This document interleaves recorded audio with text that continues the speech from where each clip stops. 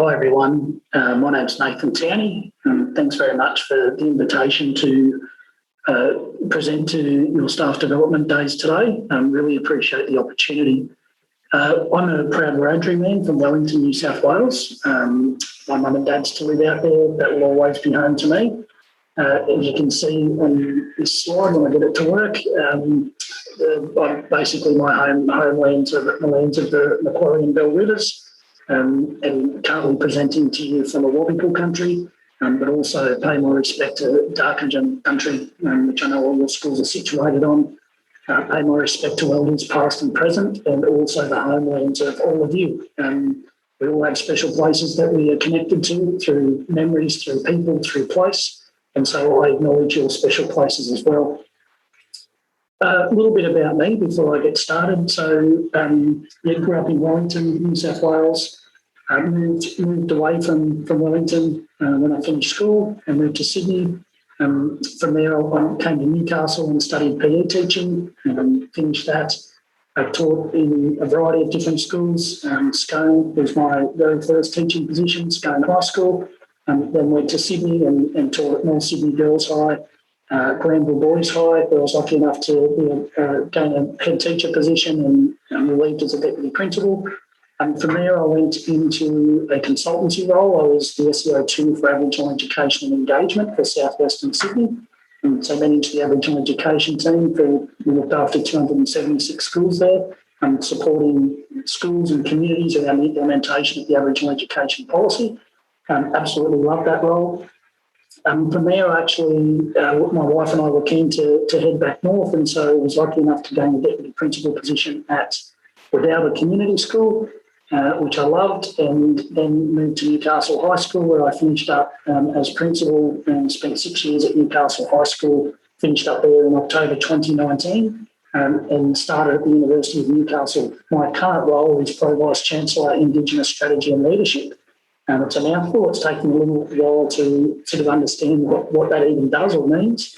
But basically my role now is to drive an Indigenous strategy across the university. So similar to what I was doing in my education consultancy role in the department in supporting those schools. Basically, I support the schools here within the university and the colleges and, basically drive an Indigenous strategy across the university in partnership with our community. So absolutely loving that role, this role, and very pleased to be able to present to you today.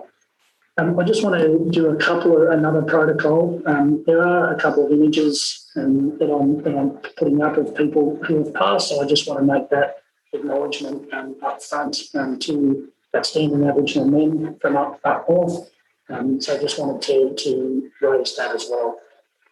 There's three things that I sort of want to talk about today, and I'm only going to talk very briefly on all three, and I am whether I should just choose one of these and go into a little bit more depth. But I think I really think talking about the three of these things are important in today's context around education versus school or schooling, and just acknowledging that education doesn't just happen at school. And I'm going to use some people in my family to tell that sort of story. The concept of sense of belonging, which I think is extremely important for education at all levels, and for natural human instinct and behaviour is to want to belong. And so I'm going to talk a little bit about the importance of sense of belonging for Aboriginal and Torres Strait Islander students. Then I'm going to talk about knowledge and what knowledge is important and who chooses what knowledge is important and what we teach in schools. I think starting at the university, I've really started to think a little bit differently about that third concept, about knowledge and how it's created and who decides what it gets taught in schools and how it's taught in schools. And so I'm just going to talk a little bit about that as well. The first thing I wanted to put up is some images of some of my family members. So at the top here, this is the matriarch of our family, Auntie Ruth, and my dad's eldest sister. And here she's holding my little fella. Who's now a little bit bigger than that. He's now 7. He's in year 2. His name's Archie. This is my dad here with Archie, holding Archie. And this is my daughter, Charlotte, who this picture sort of sums her up. She's the boss of the family, and she's also a little bit bigger than that now. She's 4 and will start kindergarten next year.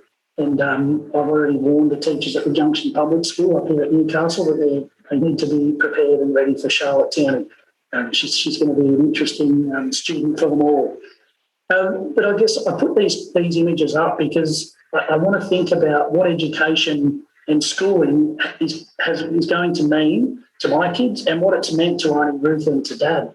So what has education meant and what has schooling meant? Because it's in the space of 2 generations, it's going to look very, very different. The world looks different. Aboriginal and Torres Strait Islander culture and the way that it's viewed is very, very different. And our policies and our systems and our structures have changed immensely. But the reality is that the experiences that Auntie Ruth and Dad had still do influence the way that I view education and schooling, and that's influenced my education and schooling, and it's also going to influence my kids' education and schooling. And so I think it's really important to think about. We talk about generational impact a lot in Aboriginal history and culture, and I think it's really interesting for me to reflect on what that means for my own family and the experiences then of my nan and pop, so my dad's mother and father, and then their parents. Because up until 1967, Aboriginal and Torres Strait Islander people weren't classified as Australian citizens, and so that's had a major impact on how Aboriginal and Torres Strait Islander people are viewed in this country and the types of levels of schooling they were able to have. But it didn't mean that they weren't educated, and it just meant that they had education in a different light. And I think that's still relevant today because I think about the education that Archie and Charlotte receive, and it doesn't just happen at school. It's particularly around the cultural education that they receive. It's fantastic. Archie attends Dig Group every Wednesday at the Junction Public School, and that's fantastic. And he loves it, absolutely loves it. But when we go back out on country at the Wellington and we sit with Auntie Ruth and we sit with Dad and we go out to the common where Dad grew up just outside of Nenema Mission, and when we hear the stories of Dad telling Archie and Charlotte what it was like for him growing up, and he gets to be with all of his cousins and his other aunties and uncles and stuff, that to me is just as important education as what he receives at the Junction Public School. But the reality is not all Aboriginal kids and students in your schools have that opportunity. And based on our history, there's been a lot of disconnect with family, and obviously the stolen generations have played a big part in that. So not every child has the luxury to be able to go back to where their family originates from and to be able to have that connection to place and to people.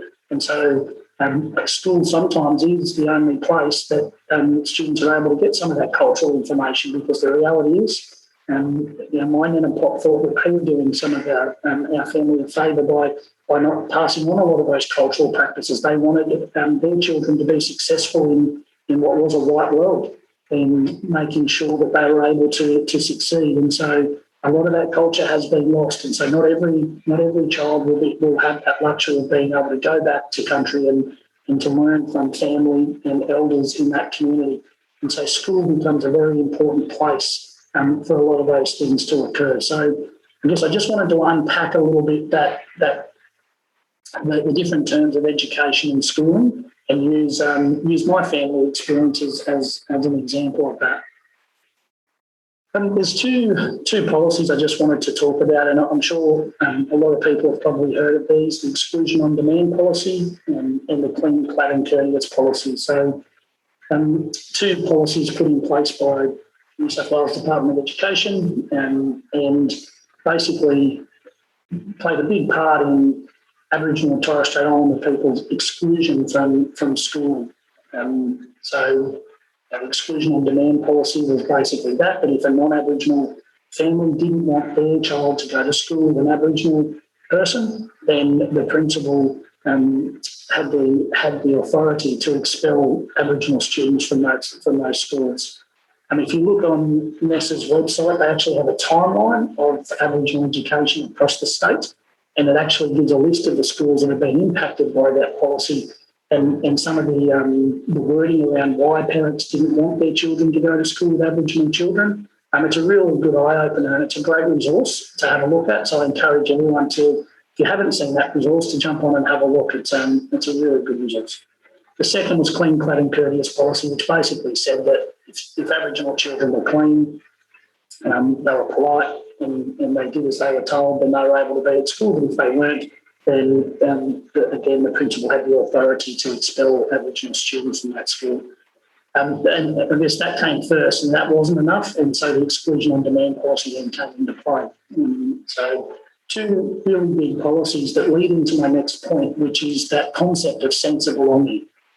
You can imagine the impact and trauma that the implementation of those policies had, not only on those that it was enacted on, but those that were in schools who knew that this was hanging over their heads and that at any point in time a principal could expel them from a school, and the impact that had on their families as well. All the while also hoping that their children don't get taken through other policies.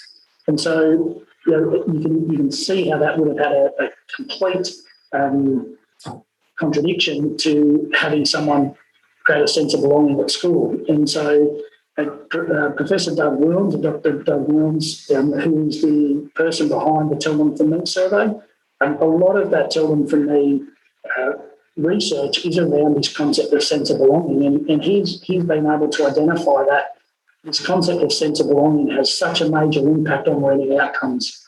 And so for Aboriginal and Torres Strait Islander people who have had this historical journey of not having that sense of belonging, I think it's really important that schools think about how do they create a sense of belonging for Aboriginal students and families.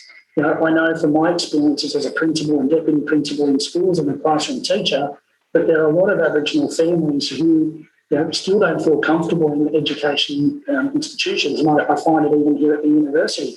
They're not culturally safe places. And what is it that we can do as schools to really try and make sure that that's the case? And schools are becoming a lot better at that now. There's acknowledgements at the front. There's a lot of Aboriginal artwork around schools, which has a really nice feel for it. But it's also the conversations and the way that people are treated when they walk in the school gates that also might have a really major impact on how someone feels about being in a school setting. So that sense of belonging to me is something that I really focused on as a teacher, as an executive member and as a principal, and really tried to focus in on how do we create a sense of belonging, not only for Aboriginal students, but all students. And also as a principal, the other thing that I really focused on is how do I create a sense of belonging for my staff where we create an environment where people want to be. And so my next slide just basically sums up, I guess, some of the things that I did to try and create that sense of belonging. And I put a picture up there of Andy Hargrave's book, Uplifting Leadership, which basically became my Bible, and it identifies three things that I really took from that as a principal and as a senior executive. We adopted this, is that we wanted to be visible, we wanted to be active, and we wanted to be strategic. So really being out there, developing relationships with our students and our families, and making people feel welcome and valued and known. And that was really important for us. And I'm going to talk a little bit about something towards the end that I guess a strategy that made us think about how well do we know our students, and if we don't know some students very well, what are we going to do about it, and how can we put things in place to learn more about them and help them establish that sense of belonging. The other thing we talked about as a whole school was those relationships, and it was important for me to role model that as a school leader. Be at the front gate of the morning and of an afternoon, be out and about at break time, having conversations with staff and students and families, to have that distributed leadership model. And so I've got a bit of kickback from that when I first started and saying, look, you're trying to delegate some of your responsibilities, and that's definitely not what it was about. It was about giving people an opportunity. If they had a good idea and if they could see something that was going to improve something at the school, giving them the power and authority to be able to implement that. And saying yes to things. And if people had good ideas, then I wanted them to be able to lead those things. It wasn't about me delegating some of my roles. It was about empowering others who had good ideas, because I wasn't the only person in the school that needed to make decisions. And I wanted to give people the power to be able to do some of those things. And we had some fantastic initiatives driven by classroom teachers, SLSOs, AEOs that really led to improved learning outcomes. And I needed to be able to support that. So it was important then that we had a framework and people feel comfortable to be able to bring those ideas, knowing that they could be resourced and that they were going to be supported. The third part of that was having really good, effective systems and processes and policies in place. Obviously, the department has a lot of policies, but it's then the school-based systems and processes that you implement to make sure that these things can happen. And schools are such busy places, and moving to the university, that's one thing I noticed is that here I've got a little bit more time to think. I actually can sit down and eat my lunch. I can go to the toilet when I like. And it's a little bit different. And some people have found that a little bit hard to understand here. Whereas at school, I was on the go non-stop, basically from the time I stepped into the playground to the time I left, and then probably even after I left. So it's very, very difficult to create time and space for some of these things unless they are really a priority. And so how is it in busy places like this that we create the time and space to make sure that relationships are important, that people are visible and active? And these are things that we really worked on at Newcastle High. And I saw other really good leaders that I worked with do these things at other schools that I really agreed on. So hopefully that gives people a sense of the concept of sense of belonging, my take on that, and then the types of things that I did to try and promote that. And I'll give you some data at the end of this presentation and the impact that I feel that approach had on learning outcomes and student engagement. The third concept I wanted to talk about was the concept of knowledge, and really, I guess, unpacking and thinking about how knowledge is created, what knowledge is viewed as important, who decides what knowledge is important, and then how that knowledge is portrayed. So, from the time of invasion, colonisation, Indigenous knowledge has been not valued. So, when the first fleet arrived or the first people came to this country, they had three options. The first was to turn around and go back because there were people already here. The second was to have a relationship with these people and work with them to develop a treaty and to share and work together, which a lot of other countries have been able to do through treaty process, and we're the only country in the world that doesn't have a treaty with its First Nations people, which I think is extremely sad. And the third option was to stay here and pretend that there is nobody here. And obviously that's the option that they took. And that's led to a series of decisions that have got us to the point that we are today.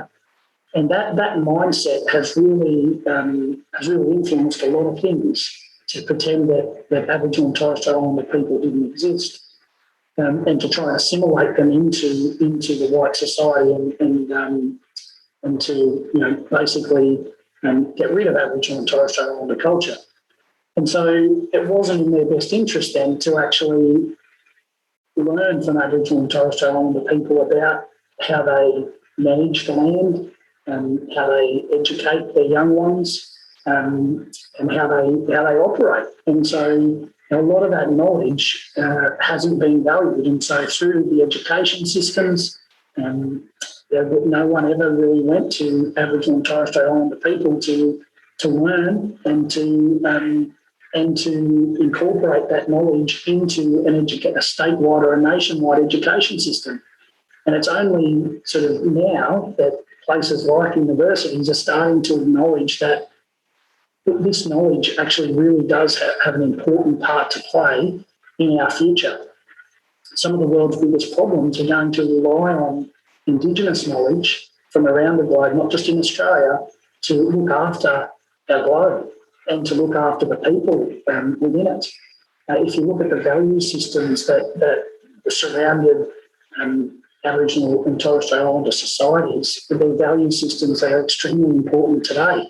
And if we all live by those value systems, the world would be a far better place. There are three books that I put up there. People have probably heard of the first one, Dark Enemy by Bruce Pascoe. It's been getting a lot of media, which basically Bruce challenges the writings of a lot of the early explorers' journals and what they were actually seeing, where they were actually seeing sophisticated farming and land management practices, aquaculture, a lot of really sophisticated land management practices, and that doesn't suit some people's agenda even now. And so Bruce Wirtz has been copping a fair bit of flack from different people who still don't want to believe that was the case, and that Aboriginal and Torres Strait Islander societies at that point in time really had something to offer. The second is a book by Victor Stephenson, Fire Country, which is an amazing read. If anyone has a chance to read it, I really recommend it. And he basically talks about his journey of learning the importance of fire management on this country.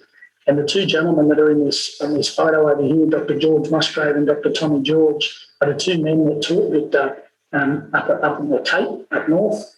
And it was their knowledge that he is incorporating now to teach people right across the country around the cool burning process, and understanding soils and vegetation to really look after and manage land so that it encourages native plant growth, encourages native animals to come to that area and to provide food sources. Extremely important knowledge, and also to prevent bushfires. There's some amazing examples in his book, and also if you YouTube him, there's some amazing examples where they've done these cool burns. A bushfire has come through a particular area, and the area that has been cool burned really does. You can see the difference. It's been able to survive, and the bushfire hasn't interrupted that landscape as much as the others. So there's a lot to learn from that. And James Cook University acknowledged Dr. George and Dr. Towney by awarding them honorary doctorates, which was a really important first step in acknowledging that Aboriginal and Torres Strait Islander knowledge has a place in the academy, and that there are other knowledges that also need to be taught in schools and also in higher education settings. The third book there is Sovereign Subjects by Arlene Morten Robinson, and anyone that has read anything from Professor Arlene Morten Robinson might know that some of her reading's pretty heavy, but she really does challenge and make you really reflect and think about how Aboriginal and Torres Strait Islander people and knowledge has been viewed. And so I'd really encourage, if you haven't read any of those books, I'd probably start with Dark Enemy, move to Fire Country, and then to Sovereign Subjects. If you're like me, I had to read Sovereign Subjects each chapter maybe 2 or 3 times to really understand what she was saying. It is very heavy reading, but it is really interesting, and it does make you reflect on our history and how things have been dealt with that lead us to where we are today. So really encourage that type of thinking. And the more that we can get our educators to be reading these books and really disrupting and getting our young people to be critical about what knowledge is and how Aboriginal and Torres Strait Islander people have been viewed in this country, the better. And so, I really encourage you to have a look at some of those things. So the next thing I wanted to talk about is just some of the things at Newcastle High that we did, and it really focuses around staff professional learning. So thinking about that concept of sense of belonging. I was really keen to ask our staff, well, how well do we really know our Aboriginal and Torres Strait Islander students? And so, once a year we had a staff development day that was focused on Aboriginal education, and that was really important for us. On one of these occasions, what we did was put some butcher's paper up around the room, and we had the photo of our 113 Aboriginal students at the time and Torres Strait Islander students. We had a couple of Torres Strait Islander students. We had to put their photos up around the room, and I gave staff sticky notes, and I asked them to go around and write anything you know about that child and stick it on their pieces of butcher paper. And it was really interesting to have a look at the completion of that exercise, to have a look at how many sticky notes were on each of these bits of paper. And there were some students that didn't have any sticky notes on them, or maybe one or two, because I understand in a high school it's probably a little bit more problematic when they have multiple teachers, anywhere up to 12 teachers in a fortnight, and that can be really difficult for students and staff to really develop a relationship with every child. So it gave us, though, a really good starting point to think about, well, who doesn't have many sticky notes? What is it that we can do to learn more about this child and implement some programs to really engage their children in learning? And there was it's probably no surprise that there was a direct correlation between those that didn't have many sticky notes and those that were a little bit disengaged. And so, it was a really good way for us to think about how well do we know our students, how connected are they to our school, and what is it that we can do to help build that connection and create that sense of belonging for our students to our school. The second piece is really trying to link my staff with local knowledge, and how can we incorporate that into our teaching and learning program. So those staff development days were really important to link with local people, local knowledge holders, go out to our local sites and our local places, hear the stories that are associated with those places and those sites, and then allow time for teachers to think about how does that get incorporated into teaching and learning programs.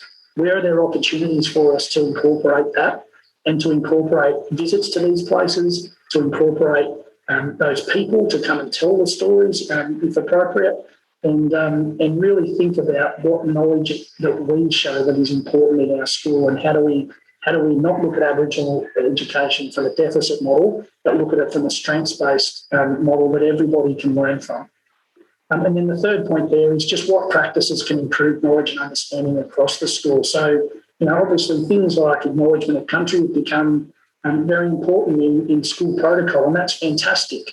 But the other part that I talked about to my staff is we actually hadn't taught anyone why we do it and what the importance of it is. And so, we spent one section of a staff development day around our yarning circle. We had the fire going, and I invited community members and elders into the school, and they talked about what country meant to them and why an acknowledgement or welcome to country was so important at particular timings.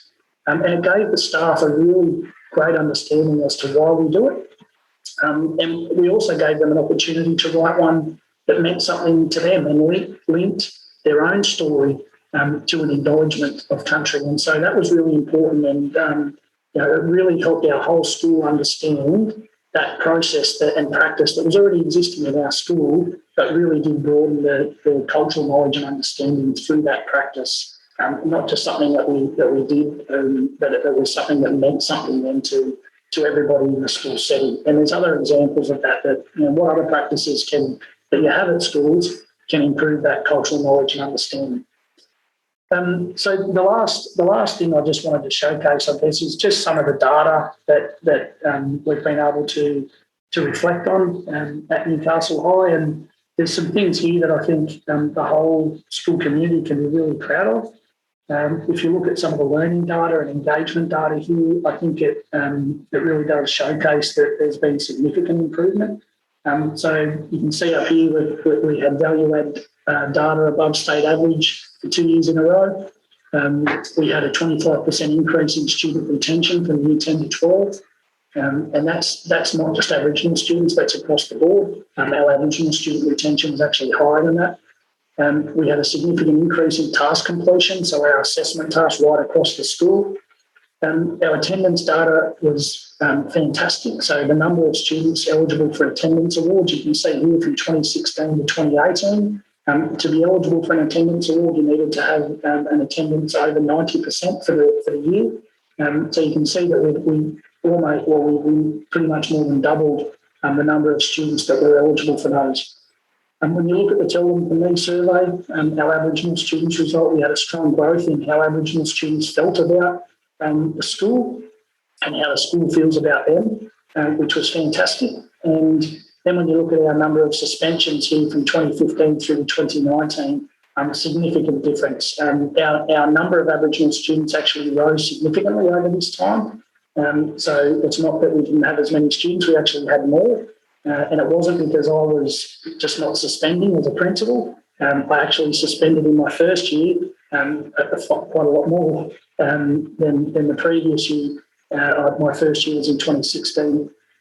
And so you can see there that I think our student engagement data really did improve. And as far as I'm concerned, that was because of a focus on that concept of sense of belonging and having a real strategic approach to what that meant for us as a school to build the relationships and create an environment where people wanted to be, staff, students and community members, and also thinking about the curriculum and what we taught and how we taught it.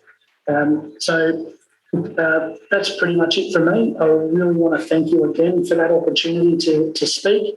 I wish I could have been there in person to talk to people. I know you're scattered across different schools, so it probably wasn't going to be possible anyway, but if there is ever an opportunity to follow up with a conversation with individual schools, please let me know. I'd be more than happy to come along and have a chat and continue working with the community of schools. So, again, thank you very much. Really appreciate the opportunity. Thank you.